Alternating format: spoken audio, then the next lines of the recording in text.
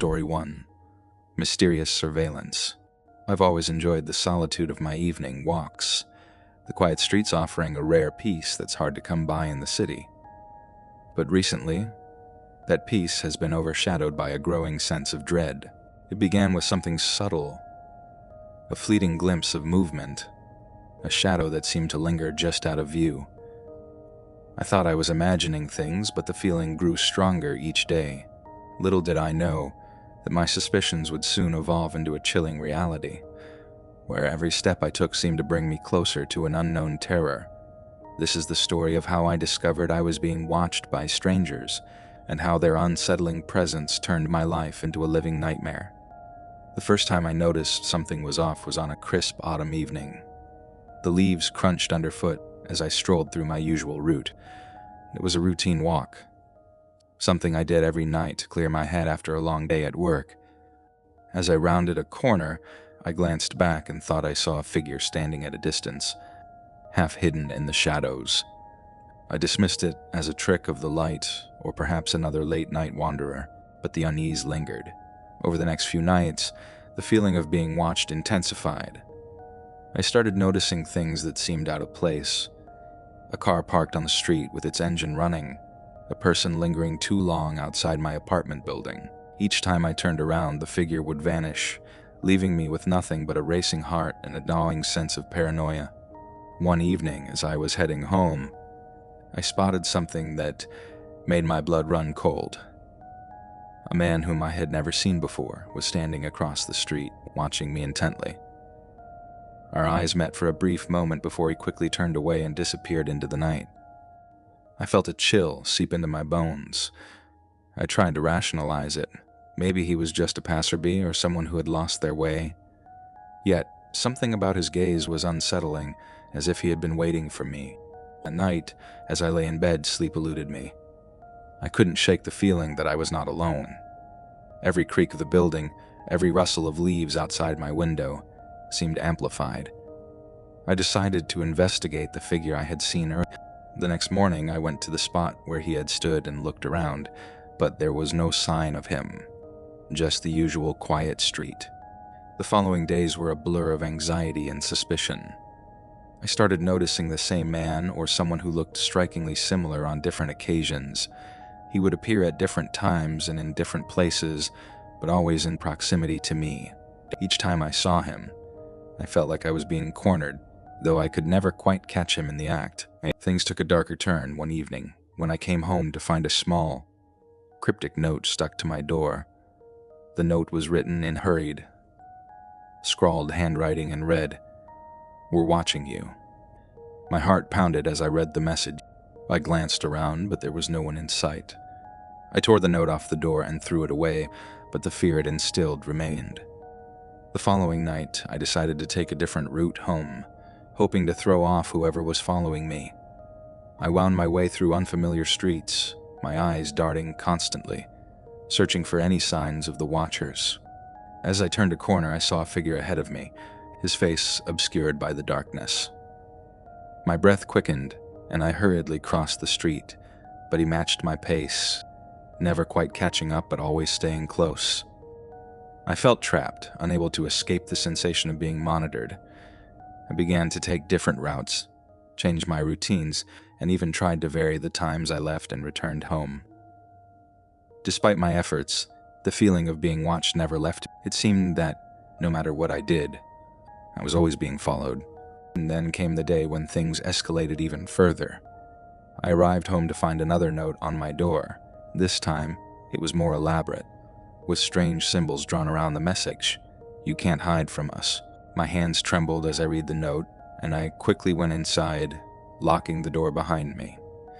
I tried to call the police, but when I recounted my suspicions, they seemed skeptical. They suggested I might be overreacting, that perhaps the notes were a prank. Determined to uncover the truth, I started to document each encounter, hoping to find a pattern or clue that would explain who was behind this and why. I took photos of the notes, tracked the times and places I saw the strangers, and even set up a few cameras around my apartment to capture any suspicious activity. Despite my precautions, The watchers seemed to always be one step ahead. One night, as I reviewed the footage from my cameras, I saw something that made my blood run cold. In one of the clips, a shadowy figure was clearly visible outside my window, watching me through the glass. The figure was barely distinguishable, but the sight of it made me shudder. I had no idea who these people were or what they wanted from me, but the threat was growing more palpable with each passing day. My once peaceful life was now consumed by a sense of dread and paranoia. Each sound, each glance outside my window was filled with fear. The Watchers had turned my world into a labyrinth of terror, and I was desperate to find a way out before their menacing presence closed in completely. As the days passed, the sense of being watched only grew stronger. My nightly walks, once a calming ritual, became a harrowing ordeal. I constantly glanced over my shoulder, my ears straining for any sign of movement. The streets, which had always seemed so familiar, now felt foreign and menacing. The notes had become more frequent, each one more cryptic and threatening than the last.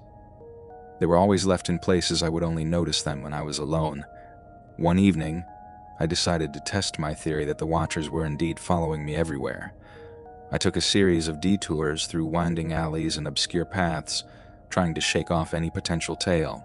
Despite my best efforts, the unsettling feeling persisted. As I emerged from a narrow passage, I spotted the same shadowy figure across the street. He was unmistakable tall, with a dark coat that seemed to blend into the night.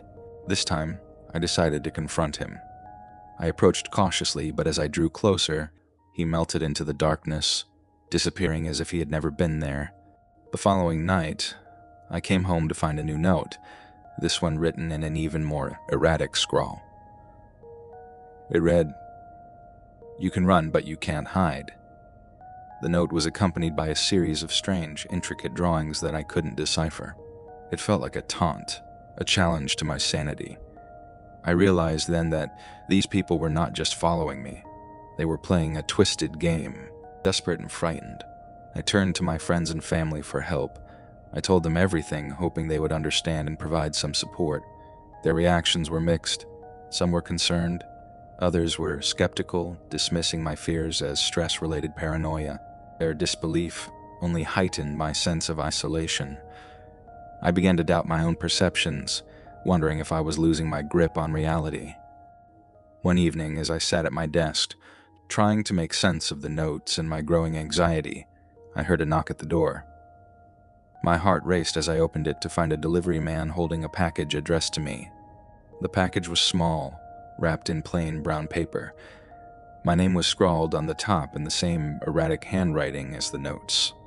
With trembling hands, I unwrapped it to find a vintage pocket watch, its surface engraved with unfamiliar symbols. Confused and disturbed, I examined the watch closely.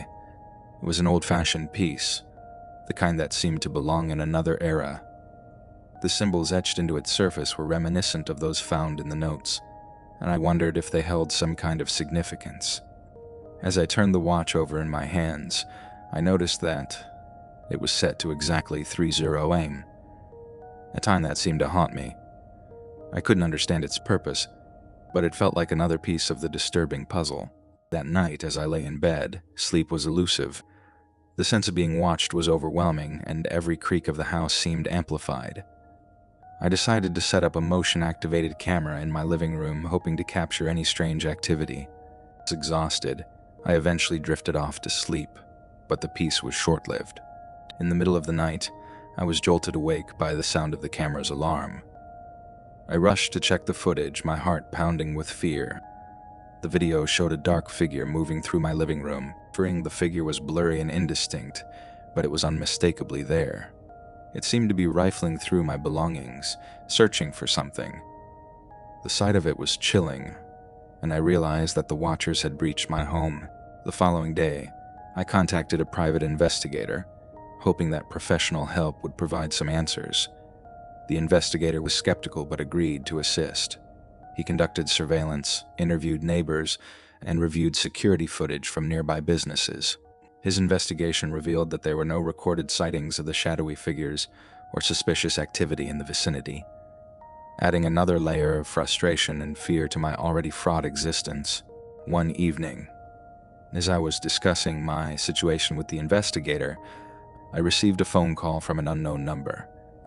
The voice on the other end was distorted, but it clearly knew details about my life, my work schedule, my recent activities, and even the names of my closest friends. The caller's voice was eerily calm as it said, "We're closer than you think." I was terrified, realizing that these people had an unsettlingly intimate knowledge of my life. In the days that followed, the situation became increasingly dire. My apartment was broken into multiple times, each time with nothing stolen but more unsettling notes left behind. The messages grew darker, including cryptic warnings and threats that seemed to imply a looming, inevitable confrontation. The paranoia that had once been a creeping unease now consumed my every waking moment. I began to take extreme precautions, changing my routines, avoiding the places I used to frequent, and even considering moving to a new location. But no matter where I went, the feeling of being watched persisted. The watchers seemed to be omnipresent, always lurking just beyond my field of vision. The final straw came one night when I received a note with a drawing of my apartment building, the message reading, "The end is near." The drawing depicted a figure standing in my living room, and I could only assume that it was a threat. The sense of impending danger was palpable, and I felt cornered with no place left. Desperate for answers, I decided to confront my fears head-on. I made arrangements to stay at a friend's house and set up hidden cameras around my apartment to catch any intruders in the act. That night, I waited anxiously, my mind racing with fear and anticipation. As I reviewed the footage the next morning, I was stunned by what I saw. The shadowy figures moving through my apartment, leaving behind a final note. The note was the most disturbing yet, with a message that read, "This is only the beginning." The figures seemed to be arranging something in the apartment, and the footage ended with them disappearing into the night, leaving me with more questions than answers. In the aftermath of these events, I was left to grapple with the trauma of being stalked and threatened. The watchers had vanished as mysteriously as they had appeared, leaving me to pick up the pieces of my disrupted life. I moved to a new location and took every precaution to ensure my safety. The experience left a lasting mark on me, a haunting reminder of how easily one's sense of security can be shattered. Story 2. Letters from Nowhere. It all began with an ordinary day that quickly spiraled into something beyond comprehension. I had just moved into a new apartment, seeking a fresh start after a tumultuous few years. The new place was quaint, nestled in a quiet neighborhood with tree-lined streets and charming houses. The apartment itself was a small, two-bedroom unit on the third floor of an aging building with character. Little did I know that this seemingly peaceful setting would become the backdrop for a series of unsettling events that would challenge my understanding of reality.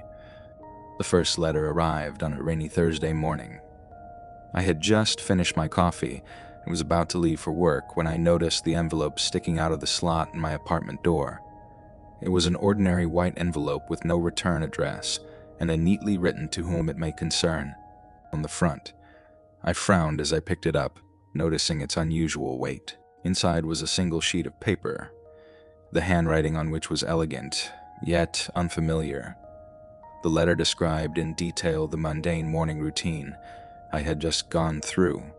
My coffee choice, the book I had been reading, even the precise time I had left the apartment. My initial reaction was one of confusion and mild annoyance. Was this some kind of prank? But as I read further, the letter took a darker turn. It predicted something I had not yet experienced but was about to. A car accident on my way to work. The letter detailed the exact intersection, where it would happen, the type of vehicle, and even it was so specific that it left me feeling a chill run down my spine. The prediction came true almost to the letter. On my way to work, I was involved in a minor collision at the described intersection. Thankfully, no one was seriously injured, but the incident left me shaken. As I sat in the car waiting for the police to arrive, my mind raced with thoughts of the letter. How could someone know so much about my life? When I returned home that evening, another letter was waiting for me. This time, it described the events of my day in detail, including the accident and the interactions I had with the police. It included with a chilling prediction. Something more sinister was on its way, something that would happen before the end of the week. The following days were filled with a sense of dread. Each morning brought a new letter, each one more disturbing than the last. The writer seemed to be a step ahead of me, describing events before they happened and predicting outcomes with an unnerving act. It wasn't just about accidents or minor mishaps anymore. The letters began to foretell increasingly personal and disturbing occurrences. One letter described a meeting with a mysterious woman who would offer me something I should refuse. When I encountered a stranger in a cafe who fit the description exactly and made me an odd, unsettling offer, I could barely contain my anxiety. As the week progressed, the letters grew darker. They began to predict events that were not just unsettling but outright terrifying. The writer described a night when I would hear strange noises in my apartment, noises that would grow louder and more intense until I was driven to a breaking point. The night the letter foretold arrived, and it was as harrowing as described. Strange, unidentifiable sounds echoed through my apartment, growing more intense as the night went on. I searched the apartment multiple times, convinced that someone or something was lurking in the shadows, and the feeling of being watched was so overwhelming that I barely managed to sleep. By the end of the week, I had received a letter that left me in a state of utter despair. It described a personal secret, something I had never shared with anyone. The letter hinted that this secret would come back to haunt me in a way I could not imagine. I spent the weekend in a frenzy, trying to understand the meaning behind these letters. Each prediction seemed to come true with horrifying precision, and I was left feeling helpless and on edge. The anxiety of not knowing what the next letter would contain was almost unbearable. As I reached the end of the week, I awaited the next letter with a sense of dread and anticipation. What could the writer possibly have in store for me now? The thought that someone or something knew so much about my life and was orchestrating these terrifying events was enough to drive anyone to the brink of sanity. The weekend had passed in a blur of paranoia and sleepless nights. I spent every waking moment on edge, haunted by the eerie anticipation of what the next letter would bring. My apartment, once a haven, had become a prison of fear. Each creak of the floorboards, each whisper of wind outside, felt like an ominous sign of the unknown. I was living in constant anxiety, trying to piece together the fragmented clues of these letters while preparing for whatever horrors might lie ahead. The next letter arrived on Monday, and it was unlike any I had received before. The envelope was heavier, and as I opened it, I noticed it contained 2 sheets of paper. The first described a series of events in detail, each more unsettling than the last. It spoke of a confrontation with someone who was not who they appeared to be, a person who would try to manipulate me and exploit my deepest fears. The second sheet was even more disturbing. It was a list of my personal fears and anxieties, things I had never spoken about, and it detailed how these fears would manifest over the next few days. The letter predicted that I would encounter a situation that would force me to confront these fears directly, leading to a climactic event that would test my sanity. The first part of the letter came to pass with eerie precision. On Tuesday, I was approached by a coworker I barely knew, who seemed unusually interested in my personal life. He asked probing questions and made cryptic comments that left me feeling uncomfortable and exposed. It was as if he knew details about my fears and insecurities that I had never shared. I tried to brush off his behavior, but his presence and the way he seemed to know so much about me made me uneasy. Wednesday, the letter's predictions took a darker turn. The anxiety and fear described began to manifest in tangible ways. I started seeing shadows in the corners of my vision, hearing whispers in the dead of night, and experiencing vivid nightmares that left me drenched in sweat. My apartment, once a place of comfort, now felt like a trap, each room filled with a sense of impending doom. The climax of the letter's predictions occurred on Thursday night. The letter had warned of a confrontation that would test my sanity, and it did not disappoint. As I was preparing for bed, the lights in my apartment began to flicker and then went out completely. I was plunged into darkness, and the unsettling feeling of being watched returned with a vengeance. In the pitch black, I heard a knock on my front door. My heart pounded as I cautiously approached. unsure of who or what might be waiting on the other side. When I opened the door, there was no one there. Only a chilling breeze and the unsettling silence of the empty hallway greeted me. I closed the door, but the feeling of dread persisted. The letter had also predicted that I would find something unexpected in my apartment. I searched every corner, growing more frantic with each passing minute. In my bedroom, I noticed a small, old-fashioned box tucked away in the back of my closet. I had never seen it before, and it seemed out of place. Inside the box was a collection of old photographs and letters, all yellowed with age. The photos depicted scenes from a past I did not recognize, and the letters were written in the same elegant handwriting as the letters I had been receiving. As I read through them, it became clear that they were from someone who had lived in the apartment long before me. The letters spoke of fears and experiences remarkably similar to my own, suggesting that I was not the first to be haunted by these mysterious correspondences. The discovery of the box only heightened my sense of paranoia. I felt trapped in a cycle of terror, as if I were merely another chapter in a never-ending story of fear and dread. The letters seemed to be guiding me, manipulating my actions, and driving me to confront my worst fears. On Friday, I received another letter, which contained only a single sentence. "The end is near." The brevity of the message only amplified my anxiety. What could be the final act in this twisted game? The anticipation was unbearable, and I spent the entire day in a state of heightened vigilance, waiting for whatever nightmare was to come. That night, as I lay in bed, the apartment grew colder, and the shadows seemed to grow longer and darker. The whispers grew louder, and the sense of being watched became almost palpable. I was convinced that something was about to happen, and the weight of the anticipation was nearly unbearable. Suddenly, the temperature in the room dropped drastically, and a figure materialized in the darkness at the foot of my bed. It was a shadowy silhouette, vaguely humanoid, with eyes that glowed with an eerie, otherworldly light. I could barely breathe as it moved closer, its presence sending waves of cold fear through me. I reached for the light switch, but the figure vanished before I could turn on the lights. The room was empty, but the feeling of dread lingered. I was left alone with my thoughts, haunted by the possibility that the figure was a manifestation of my deepest fears, brought to life by the letters and the relentless anticipation of their predictions. As I lay in bed, shivering and unable to sleep, I wondered if this was the end of the terror or if there was more to come. The letters had predicted a final climactic event, and I was left to grapple with the uncertainty of what might lie ahead. And the anticipation of what the next day would bring was almost as terrifying as the events themselves. Story 3. Strange Neighbors. The story I'm about to share is a harrowing account of a man who moved to a seemingly peaceful neighborhood, only to discover that the residents were not what they appeared to be. Hidden behind towering fences and curtains, the houses held secrets that were more terrifying than anything he could have imagined.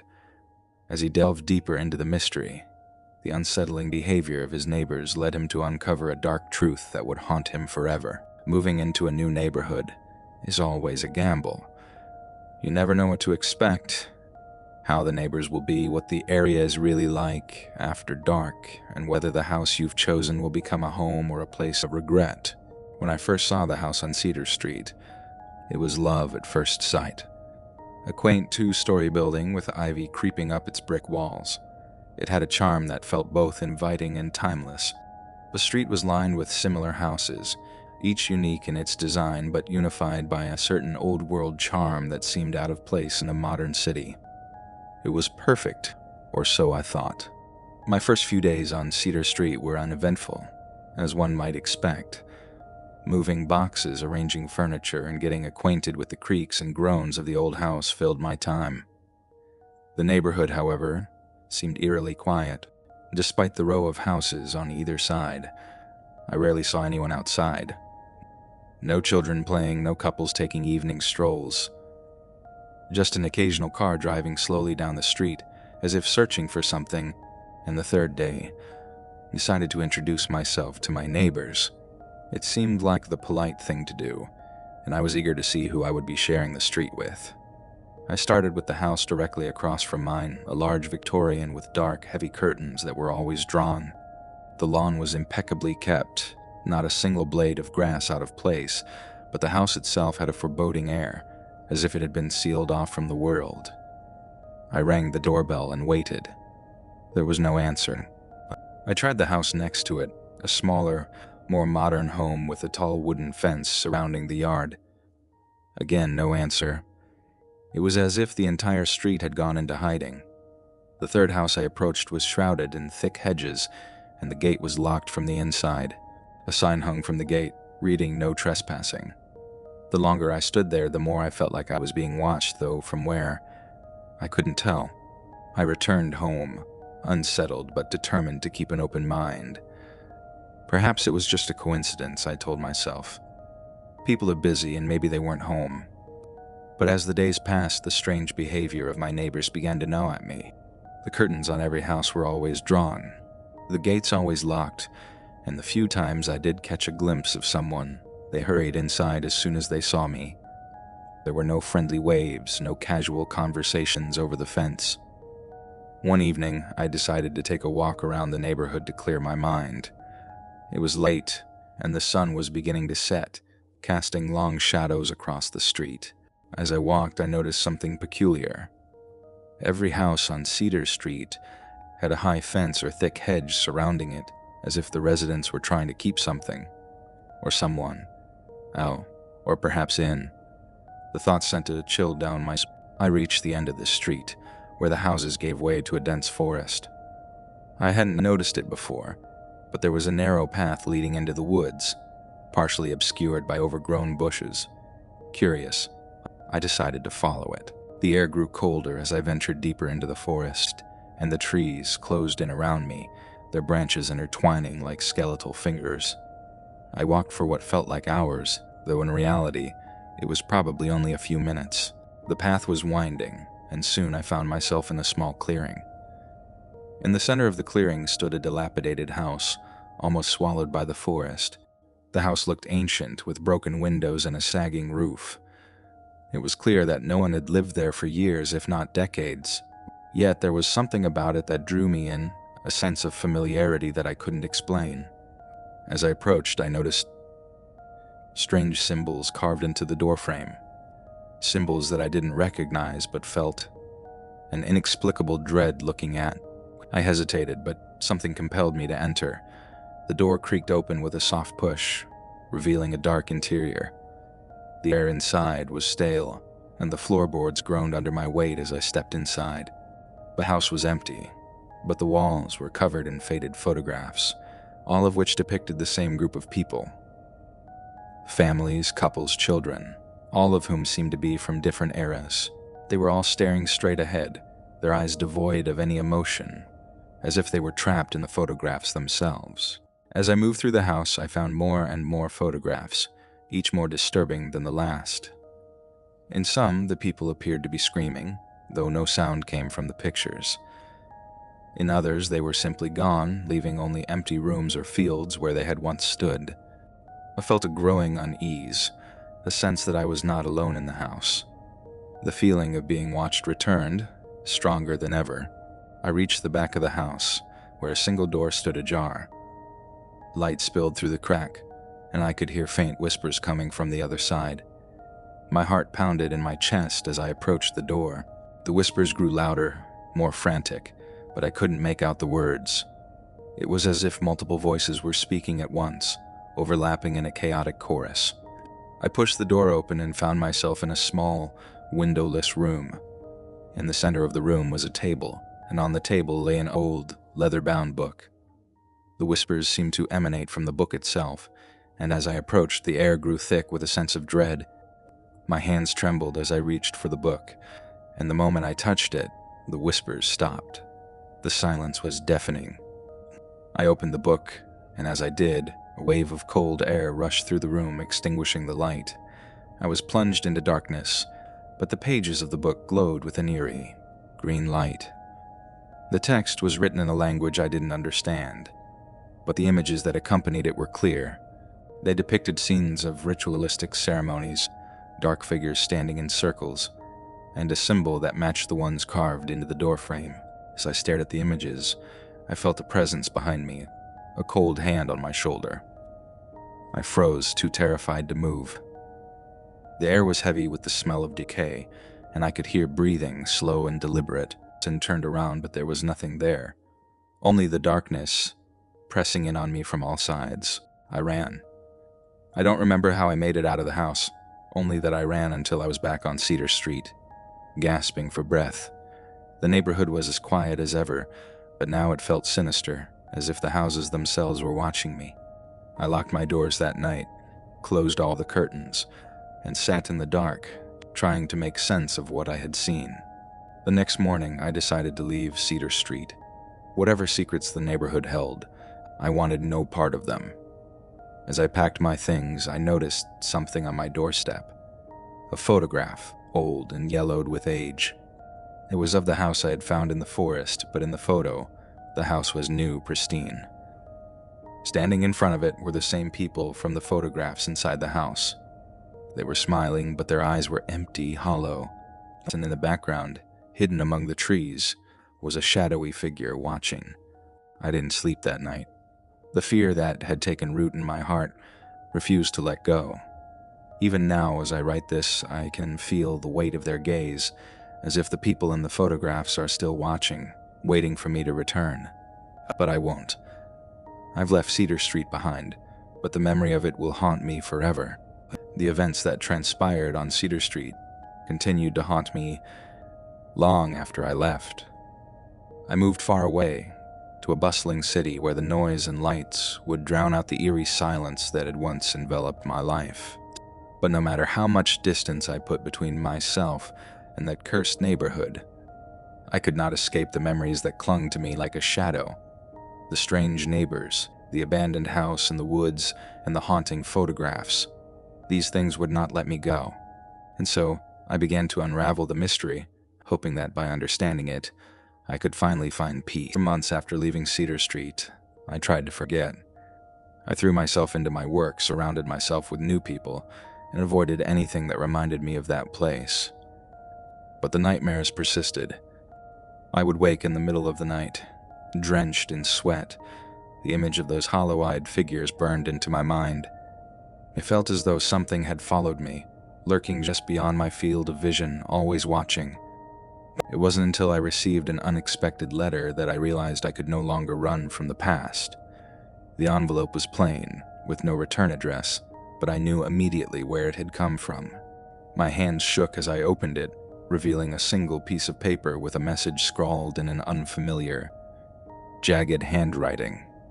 "You can't escape." My heart raced as I stared at the words. How had they found me? I had moved halfway across the country, changed my phone number, even started using a new name in an attempt to sever any ties to my old life. And yet, here was proof that I was still being watched. The letter was a warning, a reminder that I was still entangled in the web of Cedar Street's dark secrets. Determined to confront my fears, I decided to return to Cedar Street. It was a decision made out of desperation as much as courage. I had to know the truth, no matter how terrifying it might be. I needed to understand what had happened, why the residents of that neighborhood were so strange, and what it was that had been watching me. The journey back felt like a descent in madness. The closer I got to the town, the heavier the air became, as if the very atmosphere was charged with dread. When I finally arrived, Cedar Street looked exactly as I remembered it, quiet, unassuming, and entirely too normal. But I knew better. The secrets hid beneath its calm exterior were anything but normal. I parked my car at the end of the street and began walking, my footsteps echoing in the unnatural silence. The houses were the same, with their tall fences and drawn curtains, but now they seemed even more foreboding. It was as if the street itself was holding its breath, waiting for something to happen. My first stop was the house across from the one I had lived in. It was the Victorian house with the heavy curtains, the one that had given me such an uneasy feeling when I first moved in. I approached cautiously, half expecting the door to swing open on its own. To my surprise, the front door was slightly ajar, as if inviting me in. I pushed the door open and stepped inside. The air was thick with dust, and the interior was dark, the only light coming from the narrow beams that managed to slip through the cracks in the curtains. The house was eerily quiet, but I could sense that it wasn't. I could feel eyes on me, the same sensation I had felt all those months ago. The first room I entered was the living room. The furniture was covered in white sheets, giving the room a ghostly appearance. A large mirror hung on the wall, its surface tarnished with age. As I moved closer, I noticed something odd. There was no reflection of me in the mirror. Instead, the mirror showed the room as it was, but empty, as if I didn't exist in this version of reality. A cold shiver ran down my spine, and I quickly turned away from the mirror. I continued exploring the house, each room more unsettling than the last. The kitchen was immaculate, as if someone had just finished cleaning it, yet there was a layer of dust on every surface. The dining room table was set for a meal that had never been served, with plates and silverware arranged neatly, untouched. It wasn't until I reached the upstairs bedrooms that I found something truly disturbing.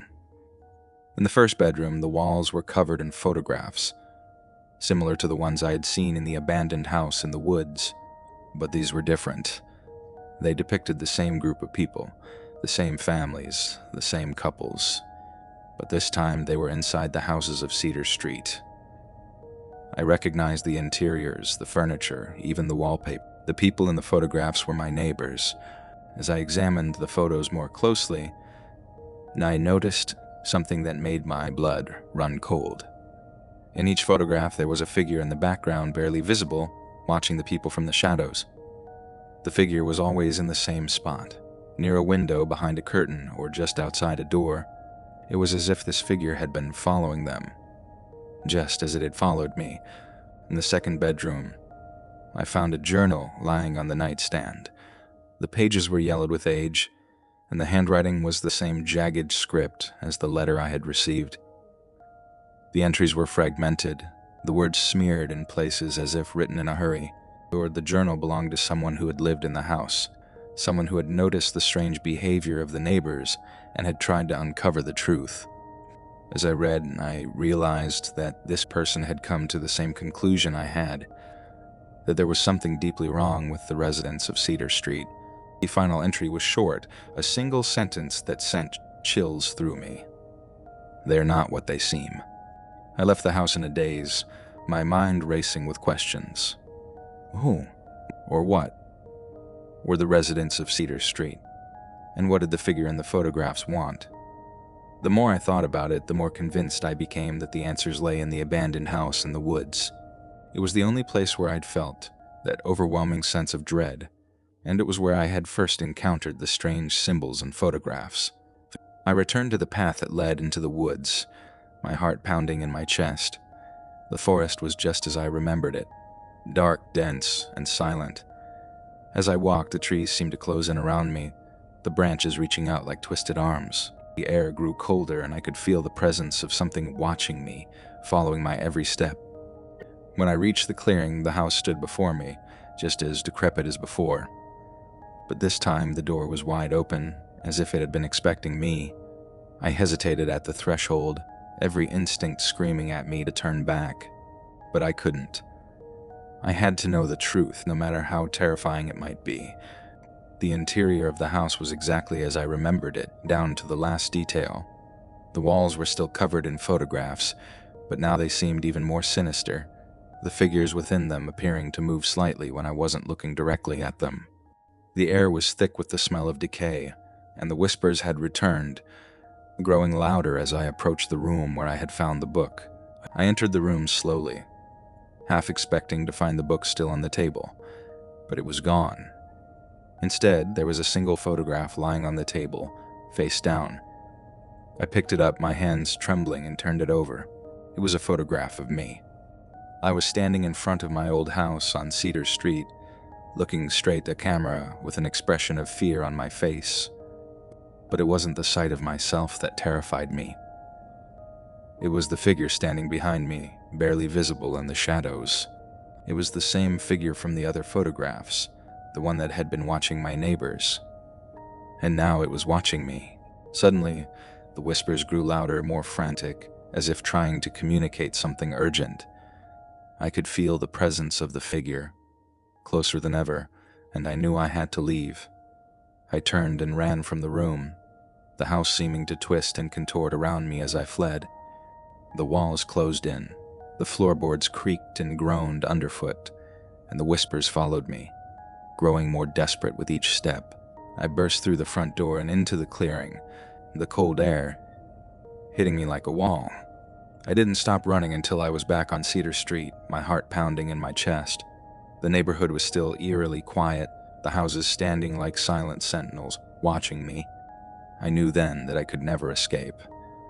Whatever had been haunting the residents of Cedar Street had now set its sights on me. As I drove away from the town, I couldn't shake the feeling that I was being followed.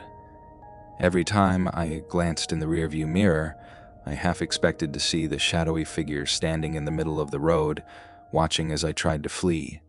But there was nothing. Only the empty road stretching out behind me. I've left Cedar Street for good this time. But I know that the haunting is far from over. The figure in the photographs, the strange neighbors, the abandoned house in the woods, they're all connected in ways I don't fully understand. And even though I've put miles between myself and that cursed place, I can still feel its presence, lurking in the shadows of my mind, waiting for the moment when I let my guard down. Every night, I close all the curtains, lock all the doors, and sit in the dark listening for the faintest sound of footsteps or whispers. I know that someday it will find me again. And when it does, I won't be able to run any longer. For now, all I can do is wait. Months have passed since I left Cedar Street for the second time. I've settled into a new apartment in a new city, far from the shadows of my past. I've even started to convince myself that it's over. That whatever haunted that street has finally let me go, but deep down I know better. It started with small things, a flicker of movement in the corner of my eye, the feeling of being watched when I'm alone, the strange dreams that leave me waking in a cold sweat. I try to ignore them to convince myself that they're just remnants of my imagination, but it's becoming harder to believe that. Last night, I found something that sent a chill down my spine. I was cleaning out a closet when I stumbled across a box I didn't recognize. Inside were old photographs, the same ones I had seen in the abandoned house in the woods, but these were different. They were of me, taken at different points in my life. Birthday parties, family gatherings, random moments, and in each one, hidden in the background, was the figure. It had been watching me for years, long before I ever set foot on Cedar Street. I don't know what it wants or why it's chosen me, but I know that it's getting closer. The photographs were a warning, a reminder that no matter where I go, I will never be truly alone, and so I wait. I wait for the moment when it finally steps out of the shadows and into the light. I wait for the moment when I can no longer ignore the truth that has been staring me in the face all along. But until that day comes, I will continue to live my life as best I can, always looking over my shoulder, always listening for the faintest sound in the night, because I know that one day it will come for me, and when it does, there will be no escaping the strange neighbors of Cedar Street. Story 4. Lost Memories. This story is about a man who suddenly loses all memory of a crucial event in his past. As he embarks on a journey to recover what he has lost, he uncovers dark and terrifying secrets that were hidden within those forgotten memories. The deeper he delves into the truth, the more unsettling and mysterious his life becomes, leading him to question everything he thought he knew about himself and his past. It started with a blank space in my mind, a void where a memory should have been. I was standing in my kitchen holding a glass of water, and for the life of me, I couldn't remember why I had come here. It wasn't just a fleeting thought, slipping away. It felt as though an entire segment of my life had been erased, leaving behind a hollow feeling of dread. At first, I brushed it off as a minor lapse. We all forget things from time to time, right? But this was different. The more I tried to recall, the more anxious I became. It was something important I was supposed to remember, something vital, but no matter how hard I focused, it remained beyond my grasp. Days passed, and the sensation only grew worse. The memory wasn't just missing. It felt like it had been forcibly taken from me, as if someone had reached into my mind and ripped it out, leaving jagged edges in its wake. I began to feel paranoid, questioning everything and everyone around me. I started to jot down notes, small reminders to myself, hoping that something might jog my memory, but nothing worked. The void remained. One evening, as I sat at my desk flipping through old photos, hoping to trigger some recognition, I came across a picture of a woman I didn't recognize. She was standing beside me, smiling, her hand resting on my shoulder. There was something about her that seemed familiar, yet I couldn't place her. My heart pounded as I flipped the photo over, hoping for a clue, but the back was blank. No date, no name, nothing. Who was she? Why couldn't I remember her? I tore through my apartment, searching for more photos, documents, anything that could give me a clue.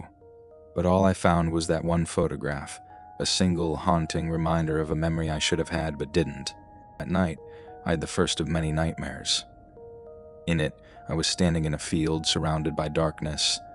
I could hear whispers, voices calling my name, but I couldn't see anyone. The voices grew louder, more insistent, until they became a deafening roar. I tried to run, but my feet wouldn't move, as if they were rooted to the ground. Then, just as the noise became unbearable, I woke up, drenched in sweat, my heart racing. The nightmares became a nightly occurrence, each one more disturbing than the last. In some, I saw shadows moving in the corners of my vision, always just out of reach. In others, I heard laughter, cruel and mocking, echoing around me. But the worst were the dreams where I saw the woman from the photo, standing in the distance, her back to me. I would call out to her, but she never turned around. No matter how fast I ran, I could never reach her. I began to lose sleep, the nightmares bleeding into my waking hours. I started seeing things out of the corner of my eye, flashes of movement, shadows where there shouldn't be any. My nerves were frayed, and I began to question my own sanity. Was I losing my mind? Or was someone messing? Desperate for answers, I visited a neurologist, hoping for some medical explanation. They ran tests, scanned my brain, and even hypnotized me, but nothing worked. Physically, I was fine, they said. There was no reason I should be experiencing memory loss, but I knew better. Something was wrong, deeply wrong, and I was determined to find out what. I began to retrace my steps, going back to places I used to frequent, hoping that familiar surroundings might trigger something. One day, while walking through an old park I used to visit, I was approached by an elderly man. His face was lined with age, and his eyes were sharp, as if he knew things most people didn't. "You don't remember, do you?" he asked, his voice raspy. "Remember what?" I replied, startled by his question. He smiled a sad, knowing smile and shook his head. "It's not your fault. Some things are better left forgotten. But if you really want to know, you need to go back to where it all began." "Where what began?" I asked, my anxiety spiking. "You'll know when you get there," he said, cryptically, before turning and walking away, leaving me more confused and frightened than ever. I tried to follow him, but he disappeared into the crowd, leaving me with more questions than answers. His words echoed in my mind. Go back to where it all began. But where was that, and what was it that I was supposed to remember? The more I thought about it, the more certain I became that the missing memory was linked to a specific place, somewhere significant to me. But where? My mind raced as I tried to recall every place I had ever been, but nothing seemed to fit. Then one night, as I was lying in bed on the edge of sleep, I heard a voice. Soft, almost a whisper, but unmistakably real. It was the woman from the photo, her voice clear in the stillness of the night. "Come find me," she whispered, her voice filled with a sadness that sent chills down my spine. I jolted awake, my heart pounding. The voice lingered in my mind, and I knew, without a doubt, that I had to find her. She was the key to everything. The nightmares, the missing memory, the strange encounters. But where was I supposed to start? The next morning I packed a bag and set out on a journey to find the truth. I didn't have a clear destination in mind, only a vague sense that I needed to go back to my childhood home. A place I hadn't visited in years. It was the only place that felt right. the only place that could hold the answers I sought. As I drove through familiar streets, memories from my past began to surface. Playing in the backyard, my mother calling me in for dinner, the old swing set that creaked in the wind. But there was something else too, something darker, lurking beneath the surface, a feeling of unease that I couldn't shake. When I finally arrived at the house, it looked just as I remembered it, though time had not been kind. The paint was peeling, and the windows were coated in a thick layer of dust. The once vibrant garden was now overgrown with weeds, and the air felt heavy, as if the house itself was weighed down by secrets. I hesitated at the door, my hand hovering over the doorknob. A part of me wanted to turn back, to leave this place and never return. But I knew I couldn't. I had to face whatever was waiting for me inside. I know the door creaked as I pushed it open, the sound echoing through the empty house. The air inside was stale, thick with the scent of dust and decay. I stepped inside, my footsteps muffled by the thick carpet of dust that covered the floor. As I walked through the house, memories flooded back. Birthday parties, holidays, quiet evenings by the fire. But there was something else too, something I couldn't quite grasp, a memory just out of reach. I made my way upstairs, my heart pounding in my chest. The hallway was dark, the light from the windows barely penetrating the gloom. I reached the door to my old bedroom and paused, my hand trembling as I reached for the doorknob. The moment I opened the door, I was hit with a wave of déjà vu, so strong it nearly knocked me off my feet. The room was exactly as I remembered it, down to the smallest detail. The bedspread, the posters on the wall, the old toys scattered on the floor. But there was something else too, something out of place. In the center of the room stood a small table, one I didn't remember ever having. On the table was a single object, a journal, its cover worn and faded. My breath caught in my throat as I approached the table, my hand shaking as I reached for the journal. The moment I touched it, memories began to flood back, fragmented, disjointed, but unmistakably real. I remembered writing in this journal, pouring my thoughts, fears, and dreams onto its pages. But there was one entry in particular that stood out, a memory so dark and terrifying that I had buried it deep within my mind, hoping never to remember. As I opened the journal and began to read, the memory came rushing back, clear and vivid. I had been 10 years old playing in the woods behind the house. It was a warm summer evening, the sun casting long shadows through the trees. I had wandered deeper into the woods than usual, drawn by a strange sound, a soft melodic humming that seemed to come from nowhere. I followed the sound, my curiosity piqued, until I came to a small clearing. In the center of the clearing stood a woman, her back to me. She was humming softly, her voice hauntingly beautiful. I was mesmerized, unable to move, unable to look away. Suddenly, she turned to face me, and I saw her eyes. Cold, empty, devoid of life. A wave of terror washed over me as I realized that this was not a woman, not a person at all, but something else. Something dark and ancient. Before I could scream, she reached out and touched my forehead, and everything went black. When I woke up, I was lying on the ground, alone in the clearing. The sun had set, and the woods were dark and silent. I stumbled home, too frightened to tell anyone what had happened. I tried to forget, tried to convince myself that it had been a nightmare, but the memory lingered, buried deep within my mind until now. As I read the last entry in the journal, the full weight of the memory hit me, and I realized with a sickening dread that the woman from the photo, the one I had forgotten, was the same woman from the woods. She had come back for me, and this time she wasn't going to let me go. I closed the journal, my hands trembling. I knew what I had to do. I had to go back to the woods, back to the place where it all began. It was the only way to confront the darkness that had haunted me for so long, the only way to reclaim the memory that had been taken from me. But as I stood there, staring at the journal in my hands, I couldn't shake the feeling that I was walking into a trap, that by going back, I was playing right into her hands. The woman, whatever she was, had been waiting for this moment, waiting for me to remember. And now that I had, there was no turning back. I gathered my courage and headed back downstairs.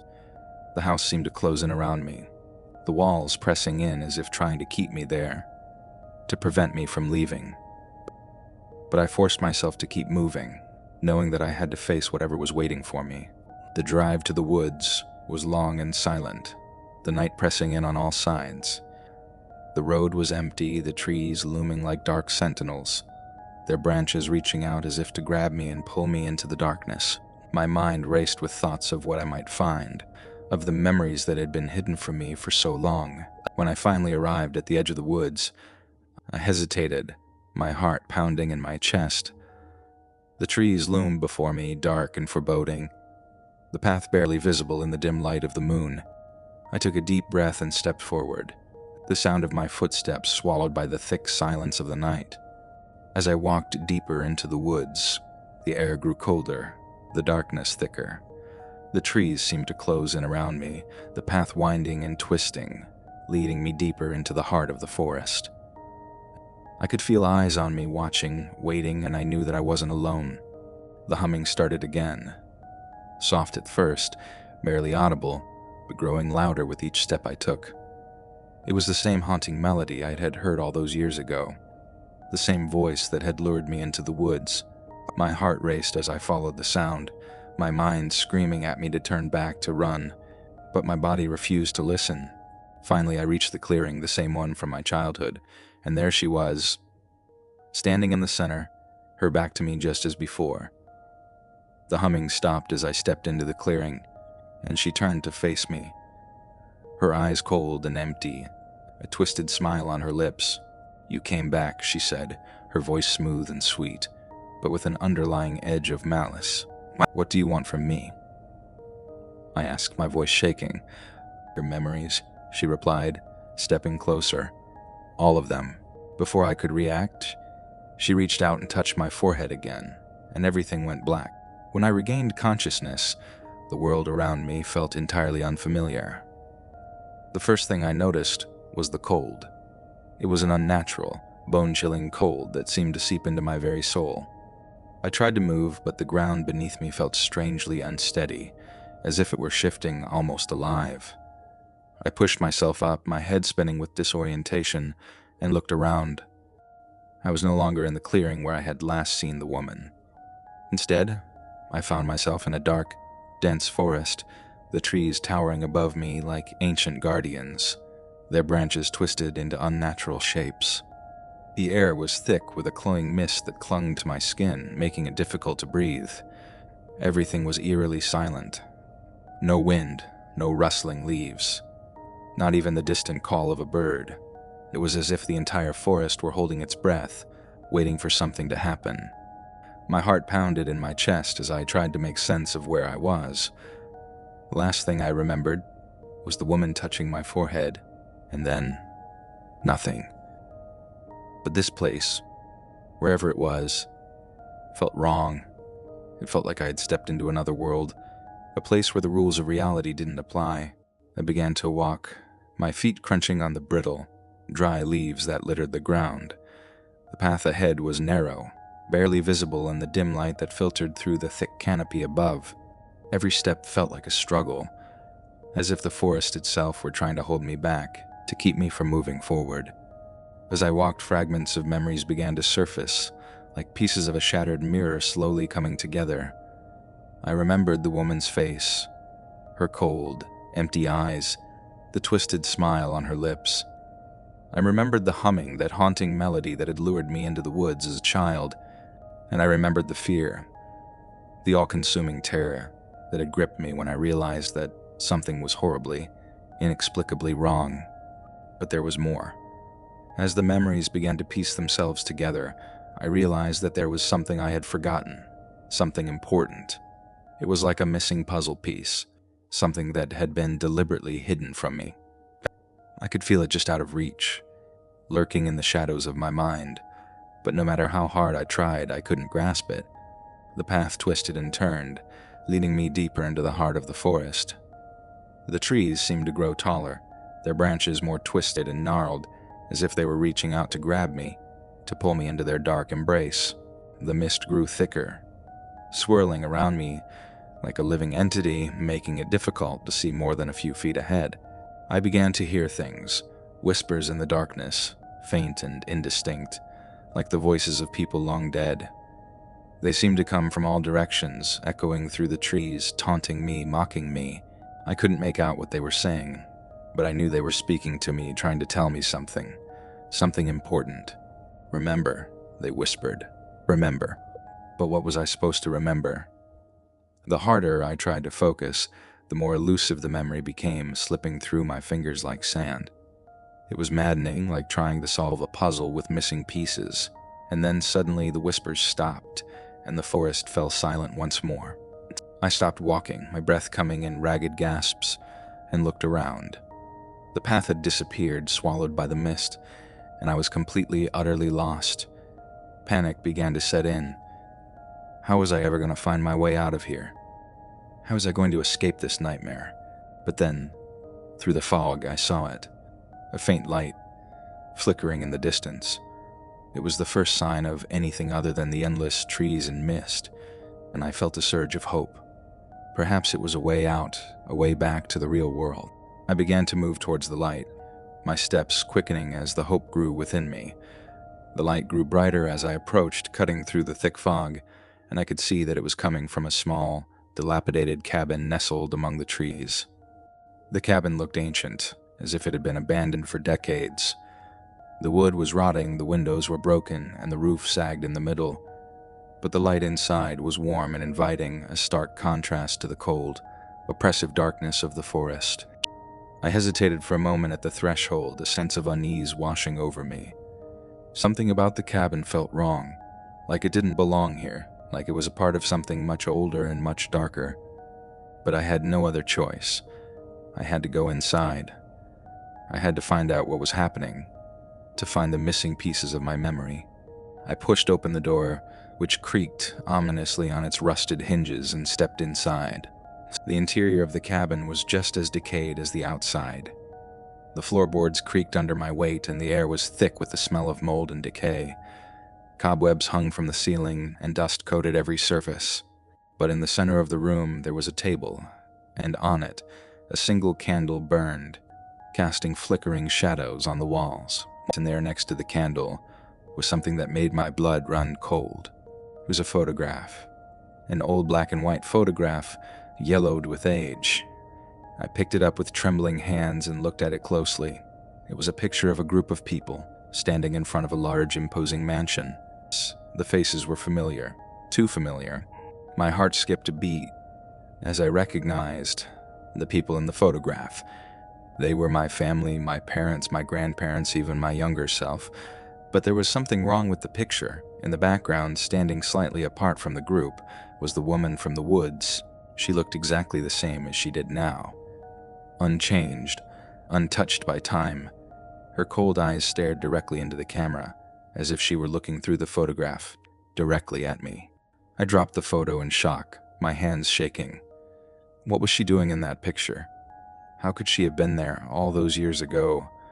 And why hadn't I noticed her before? I turned away from the table, my mind racing with questions, and that's when I noticed the door at the back of the cabin. It was slightly ajar, and a dim light shone through the crack. My instincts told me to leave, to run as far away from this place as possible, but something compelled me to move forward, to see what lay beyond that door. I pushed the door open and stepped into a small, cramped room.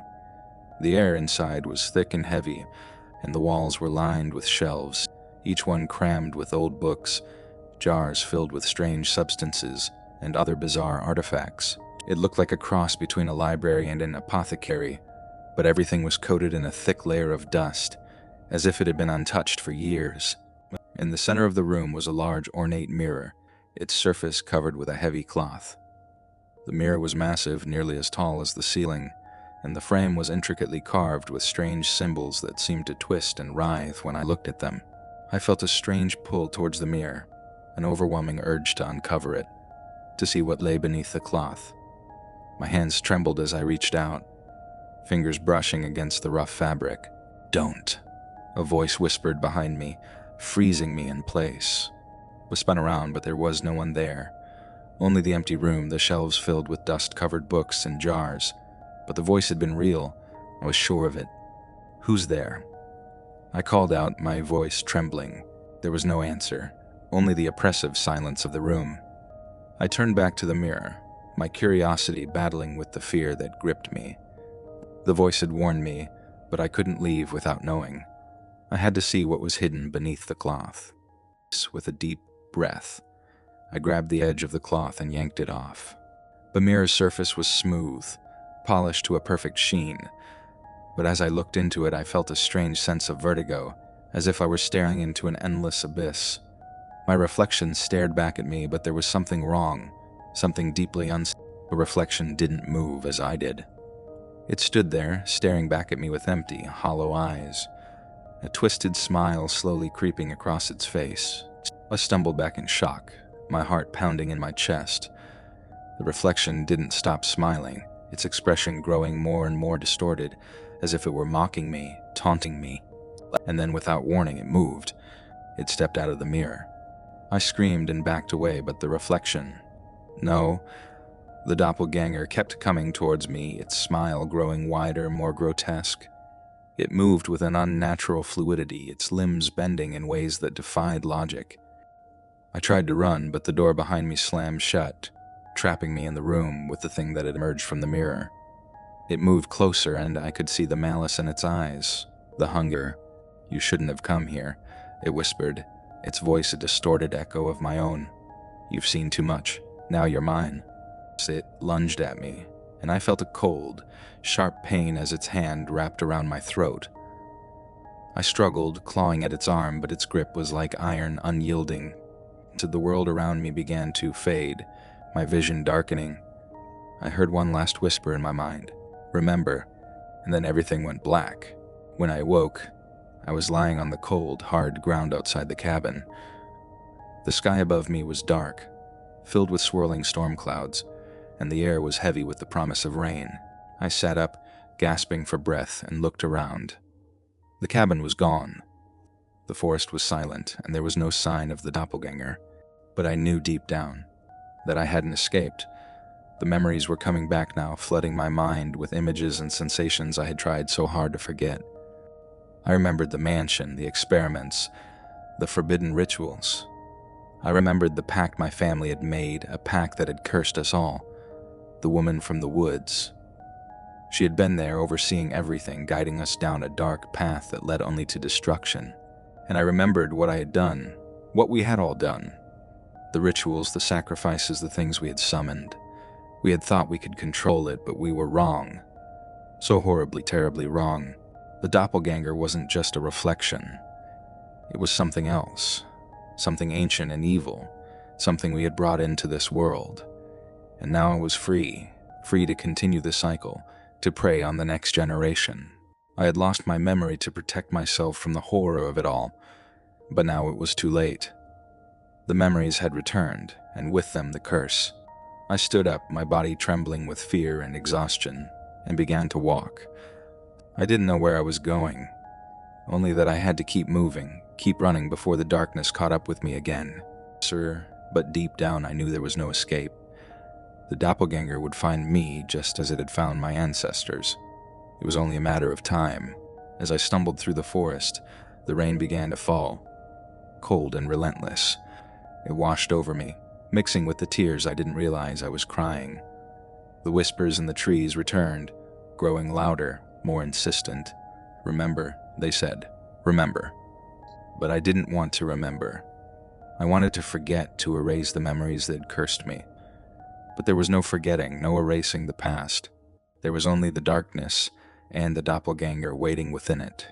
And it was coming for me.